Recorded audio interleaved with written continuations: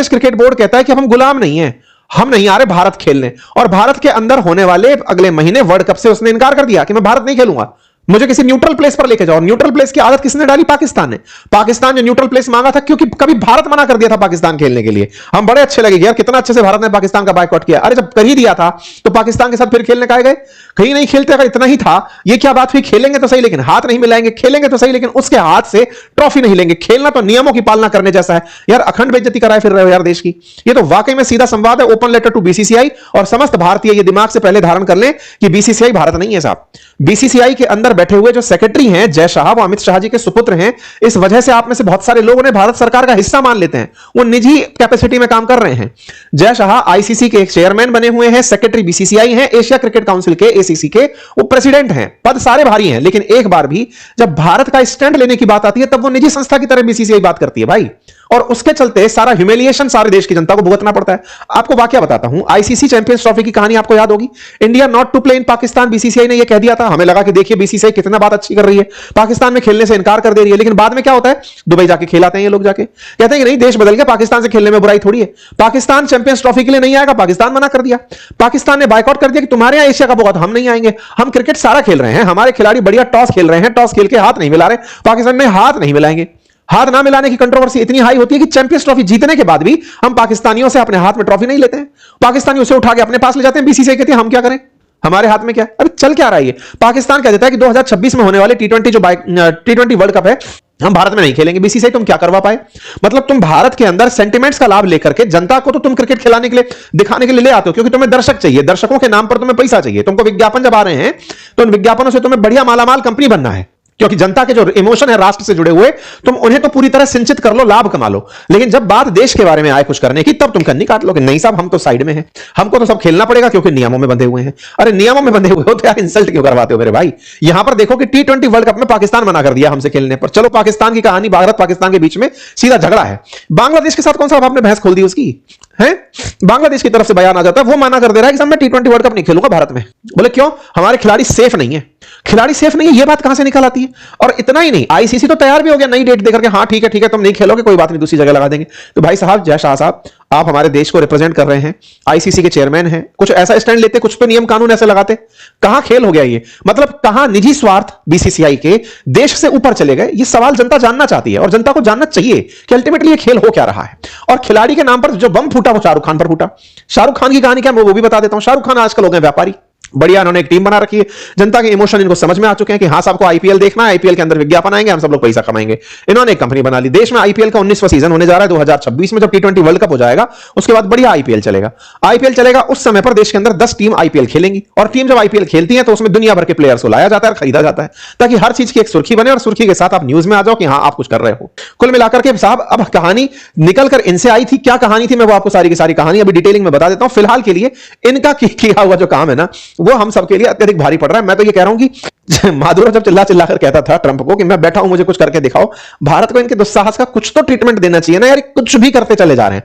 After all, कब तक हम समस्त भारत के लोग भारत सरकार से, भारत के विदेश नीति निर्माताओं से कहेंगे कि साहब या तो इस पार या उस पार कुछ तो ऐसा करिए ना, ताकि इन जैसों को तो चुप कराएं। मतलब अल्टीमेटली अब हम 140 करोड़ की आबादी लेकर के भी शर्मिंदा ही हो रहे हैं। हम इस बात से दुखी हो रहे हैं कि इन लोगों के पास, जिनके पास कुछ नहीं है, हमारे मुकाबले कहीं नहीं खड़े हैं, उन सब देशों की इतनी हिम्मत कि अब हमारे देश का जो आत्मसम्मान इतना बढ़ा चढ़ाकर आप लोग लेके गए कि साहब देश एक सुपर पावर बन रहा है, देश एक इतनी बड़ी अर्थव्यवस्था बन रहा है। सवाल सीधा है कि इन लोगों का इलाज करिए, अदरवाइज ये सब लोग मोरल डाउन कर रहे हैं। भाई कुछ करिए। मतलब अल्टीमेटली बड़ा सवाल अब भारत सरकार से भी है कि भाई कुछ करिए इन लोगों का। हद ये है कि ये बोल रहे हैं, और अभी आपके कमेंट पढ़ाऊंगा आप लोगों को, मतलब इनके जो नेशनल एडवाइजर जिनसे अभी मिलकर के हमारे विदेश मंत्री जी चल के आए, वो बयान दे रहे हैं कि अब स्लेवरी के दिन चले गए।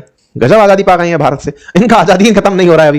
टी20 भारत खेलने नहीं आएगा ऐसा इन्होंने कह दिया। कहानी क्या है मैं आपको थोड़ा सा बता देता हूं, कंटेक्स्ट थोड़ा सा समझा देता हूं। रिसेंटली क्या हुआ, ऑक्शन चल रहे थे खिलाड़ियों के, विदेशी खिलाड़ियों को खरीदने की परिपाटी चलती है हमारे देश के अंदर। के आईपीएल है, आईपीएल के अंदर किसी दूसरे देश के व्यक्ति को खिलाएंगे, थोड़ा इंटरनेशनल प्रकार की लीग लगेगी, दूसरे देशों के अंदर भी ऑडियंस जो है वो इंटरेस्ट लेगी कि हमारा खिलाड़ी फलाने लीग के अंदर खेल रहा है। हमारे देश के अंदर 10 बढ़िया मतलब ब्रांड्स हैं, कंपनियां हैं जो आईपीएल खिलाती हैं। जब ये आता है हम सब कुछ छोड़ छाड़ के ये समझने बैठते हैं कि क्रिकेट ही देश का धर्म है। देखने 10 की 10 कंपनियां निकल पड़ती हैं, सब ये बढ़िया क्रिकेट खिलवाती हैं, और इन्हीं में से इनकी ऑक्शनिंग होती है। और इनकी ऑक्शनिंग के अंदर 2026 के अंदर जो टाटा आईपीएल हो रहा है उसके लिए खिलाड़ियों के नाम के आगे बोली लगाई जा रही थी। ये खिलाड़ी हमारा इतने का हमने लिया, ये खिलाड़ी इतने का हमने लिया। तो ये 2026 का जो आईपीएल है, जिसे टाटा आईपीएल कहा जा रहा है, इस टाटा आईपीएल के अंदर 10 टीम्स को खिलवाने की जो परिपाटी है, 10 ब्रांड्स जो खिलवा रहे होते हैं, ये अपना 19वां एडिशन खिलवाएंगे। और इसमें कोलकाता नाइट राइडर ने, जिसको शाहरुख खान ओन करते हैं, जूही चावला उनके हस्बैंड ओन करते हैं, जिसके कैप्टन अजिंक्य रहाणे हैं, कोच अभिषेक नायर हैं, इन्होंने अपनी तरफ से बोली लगाई कोलकाता नाइट राइडर्स की तरफ से एक बांग्लादेशी खिलाड़ी की। बॉलर्स के अंदर अगर आप सीरीज में देखें तो मुस्तफिर रहमान करके एक बांग्लादेशी खिलाड़ी है, इसको आईपीएल में खिलवाने के लिए ऑक्शन में इन्होंने ले लिया। साहब ठीक है साहब, इस व्यक्ति को उन्होंने 9 करोड़ 20 लाख के अंदर ले लिया। जैसे ही बांग्लादेशी खिलाड़ी को लिया गया तो पहली बात तो ये कि बीसीसीआई, जब तुम्हें पता था कि ऑक्शन के अंदर बांग्लादेशी आ रहे हैं, तुम पहले ही रोक देती। इतना ज्यादा माहौल, मतलब ये तो घनघोर लापरवाही है ना। सबसे पहला तो मुसीबत ये कि तुम पाकिस्तानियों को और बांग्लादेशियों को आने ही नहीं देते ऑक्शन के अंदर, तो तुम्हारी तरफ से देश के प्रति जो निष्ठा है वो क्लियर हो जाती। पर तुम्हें भी फुटेज चाहिए था। बांग्लादेशी खिलाड़ी वहां पर आता है, उसका ऑक्शन होता है, उसके ऑक्शन के अंदर सब लोग बोली लगाएंगे ना। ऑक्शन का मतलब क्या होता है, जितनी भी टीम है सबने कोई ना कोई तो रेट बिड में की होगी कि सब मैं इतने में खरीद सकता हूं, मैं इतने में खरीद सकता हूं। सबसे ज्यादा रेट किसने लगा दिया? कोलकाता नाइट राइडर्स ने लगा दिया। कोलकाता नाइट राइडर्स 9.25 करोड़ रुपए में इसको ले गए साहब। अब जैसे ही ये लेकर चले गए 9 करोड़ 20 लाख रुपए के अंदर, ये मुस्तफिर रहमान बाएं हाथ के तेज गेंदबाज हैं और अपनी गेंदबाजी के लिए काफी प्रसिद्ध हैं, और ये ऑलरेडी कई विदेशी मतलब सीरीज में खेल चुके हैं। अब जब आईपीएल के अंदर इनको ले लिया जाता है तो अचानक हमारे देश के अंदर याद आता है कि ओहो, बांग्लादेशियों को कैसे इंट्रोड्यूस कर दिया गया। बांग्लादेश तो हिंदुओं के साथ बहुत गलत कर रहा है।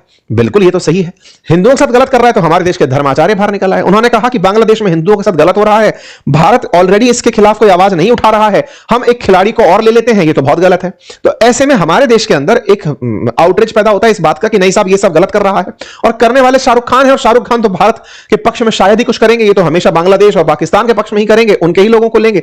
तमाम प्रकार की बातें शाहरुख खान के खिलाफ होना शुरू हो जाती है, एक पूरा मोमेंटम तैयार हो जाता है, बढ़िया तरीके से ट्रोलिंग शुरू होती है, और इतनी ट्रोलिंग हद पर होती है कि फाइनली बीसीसीआई के तरफ से सेक्रेटरी बाहर आते हैं, हमारे देश के कई धर्माचार्य बाहर निकल आते हैं, धर्मगुरु बाहर आकर के कहते हैं, देवकीनंदन ठाकुर, जगतगुरु रामभद्राचार्य, कि ये नहीं होना चाहिए, देश के अंदर ये सब ठीक नहीं है। राजनेता बाहर निकल आते हैं, राजनेता कहते हैं कि शाहरुख खान तो ऐसा कर ही सकते हैं। तमाम प्रकार की चीजें इसके अंदर एंगल एंट्री कर जाता है। हिंदुओं के साथ हो रहे अत्याचार का बांग्लादेश में एंट्री होती है, यहां पर बातों की कि साहब बांग्लादेश में जो हो रहा है वो तो गलत है ही है, शाहरुख खान इस तरह की हरकत कर दे रहे हैं, वो तो देश विरोधी की तरह से हरकत कर दे रहे हैं। ये तमाम प्रकार की चीजें सोशल मीडिया पर तैरना शुरू हो जाती है। कोई बात नहीं साहब, भाजपा के नेता हैं, एक संगीत सम वो कहते हैं कि पाकिस्तान का समर्थन करते थे, कभी अब बांग्लादेश का समर्थन कर रहे हैं। ये सब आउटरीच यहां पर पैदा हो जाता है साहब। अल्टीमेटली हमारे देश के अंदर मांग उठती है कि भारत से शाहरुख खान को माफी मांगनी चाहिए साहब। इस बीच में कांग्रेस के नेता शशि थरूर भी उतर आते हैं, और वो अपनी तरफ से एक बात बोलकर जाते हैं जो शायद इन सारी बातों के बीच में एक समाधान के तरीके से प्रेजेंट करते हैं वो, और वो कहते हैं कि भाई देखो, कुछ चीजें ऐसी हैं जिनको आपको इंसुलेट रखना पड़ेगा और चीजों से मतलब भाई देश के बीच के संबंध है उनसे क्रिकेट को आइसोलेट रखिए, मतलब उसको बचाकर रखिए कि उसके ऊपर आपको अलग से रखना है, इंसुलेट करके रखिए कि उस पर आंच ना आए, इस तरह से उसको साइड में रखिए। ये अपना पक्ष रख जाते हैं। कुल मिलाकर सभी पक्षों के बीच में शाहरुख खान टारगेट पर आने लगते हैं। किसी को यह याद नहीं आता कि यह सब किया धारा बीसीसीआई का है, उसने परमिशन दी थी तभी जाकर के वहां आई थी। शाहरुख खान के साथ साथ और भी सारे लोग थे जिन्होंने वहां पर बोली लगाई थी, लेकिन नाम चूंकि सबसे ज्यादा बोली शाहरुख खान ने लगाई इसलिए उनका आ गया, उठा दिया गया शाहरुख खान को। इस बीच में बीसीसीआई के सेक्रेटरी बाहर निकलते हैं, और बीसीसीआई के सेक्रेटरी बाहर आके कहते हैं कि कुछ ऐसे रिसेंट डेवलपमेंट्स हमको देखने को मिले हैं, इस वजह से हमने जो फ्रेंचाइजी ऑनर केकेआर के हैं, कोलकाता नाइट राइडर्स के हैं, उनसे कहा है कि आप इस खिलाड़ी को ना लें, बांग्लादेशी खिलाड़ी को ना लें, और हम आपके लिए दोबारा से बिडिंग प्रोसेस ओपन कर देंगे, आप किसी और खिलाड़ी को ले लीजिएगा।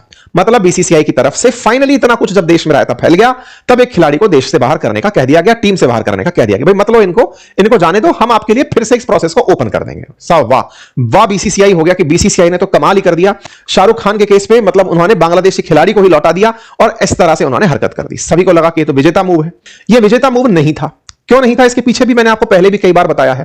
बीसीसीआई पहले भी ऐसे ही पाकिस्तान के केस में एक समझदारी करने का प्रयास की थी कि भारत की टीम पाकिस्तान नहीं जाएगी। हमें लगा बहुत बड़ा काम कर दिया, लेकिन हाँ, दुबई खेलने चले जाएंगे क्योंकि पाकिस्तानियों ने हमें मना कर दिया। भारत पाकिस्तान के साथ आईसीसी चैंपियंस ट्रॉफी खेलेगा क्योंकि मजबूरी है, हम नहीं खेलेंगे तो पैसा कैसे कमाएंगे। हम खूब चिल्लाते रहे, देश के अंदर खूब विरोध होते रहे, हमने भी कई वीडियोस बनाए, सब तरह सोशल मीडिया पे सब ट्रोलिंग होती रही। आईसीसी क्रिकेट मैच बढ़िया से कराया जाता है, हमारे रिएक्शंस का बीसीसीआई पर कोई फर्क नहीं पड़ता। क्यों?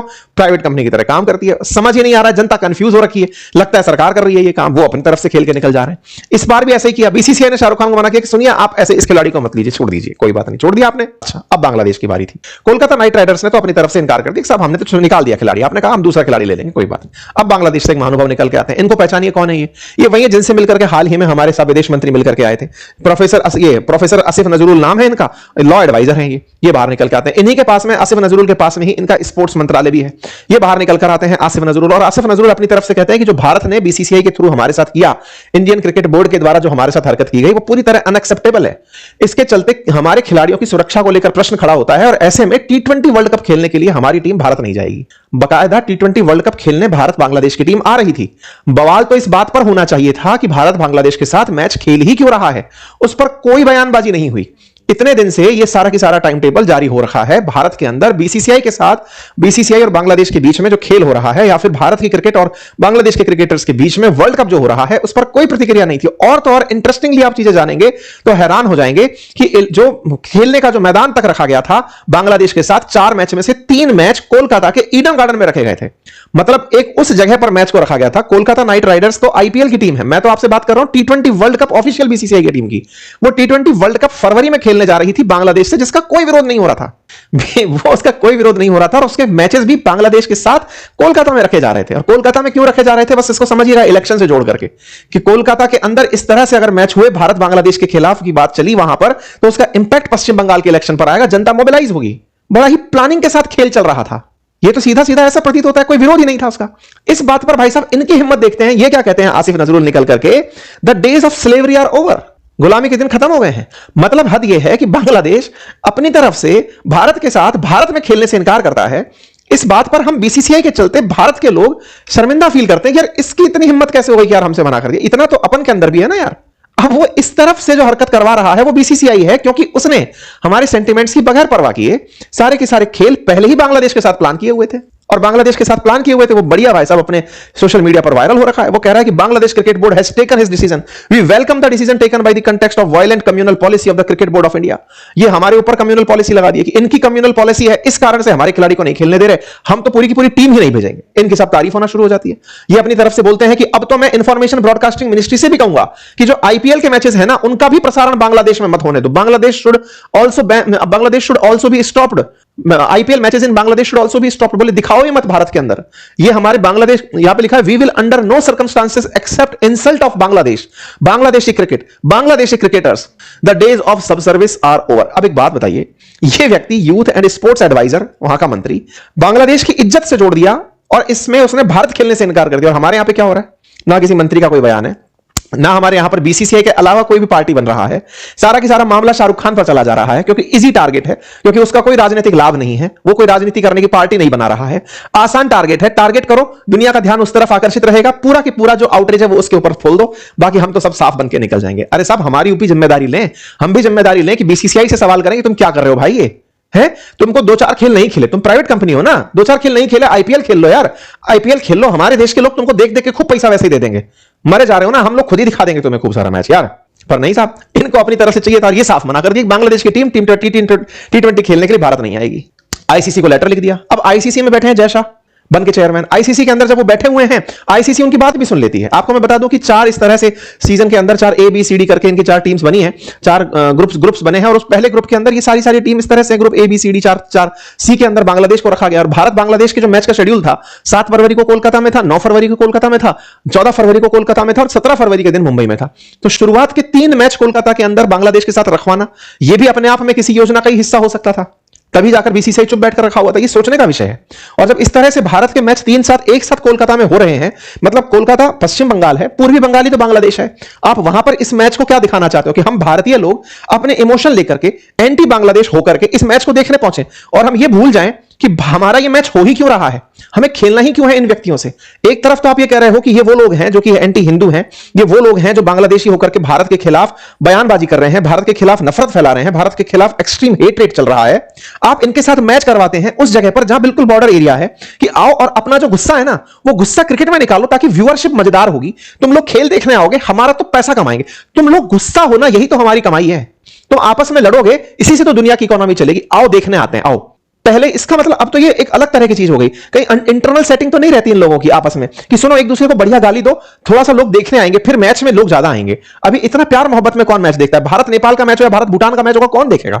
थोड़ा बहुत राइवलरी होगी तो ग्राउंड पर उसकी फीलिंग ज्यादा होगी, और राइवलरी ऐसी कि आप अपनी इंसल्ट पे इंसल्ट करवाए जा रहे हैं। इसका तरीका कुछ और भी हो सकता है भाई, ये तरीका तो अनएक्सेप्टेबल है। पाकिस्तान भी भारत में नहीं खेल रहा है, बांग्लादेश भी भारत में नहीं खेल रहा है, दोनों के दोनों देश। और कहां खेला जा रहा है? श्रीलंका में खेला जा रहा है। श्रीलंका जो कि पहले ही मतलब एक तरह से समझिए कि इकोनॉमिक हालात जिसके एकदम खस्ता हाल है, अब ये बीसीसीआई वाले, आईसीसी वाले उसके अंदर जाकर के वहां के क्रिकेट को प्रमोट कर रहे हैं। उस देश की इकोनॉमी बढ़ने लगेगी, उस देश के अंदर खेलने के लिए लोग जाएंगे, खिलाड़ियों को साथ में देखने के लिए लोग जाएंगे। और हमारे यहां पर इस बात की खुशी है बीसीसीआई ने बहुत बढ़िया कर दिया। यार क्या नैरेटिव चल रहा है, बीसीसीआई ने क्या बढ़िया कर दिया। ये इस बात पर खुशी हो रही है कि बांग्लादेशी खिलाड़ी नहीं आए, अच्छी बात है बांग्लादेशी खिलाड़ी नहीं आए, लेकिन बीसीसीआई को इस बात पर कौन रोकेगा, टोकेगा। जब पाकिस्तान के साथ खेलने से आप रोक रहे थे तो अब टोकिए ना उसको। हर बार ये ऐसी हरकत कर दे रहा है, एक छोटा सा देश हमको मना कर दे रहा है, इस पर कौन प्रतिक्रिया देगा। ये समझने की जरूरत है। हम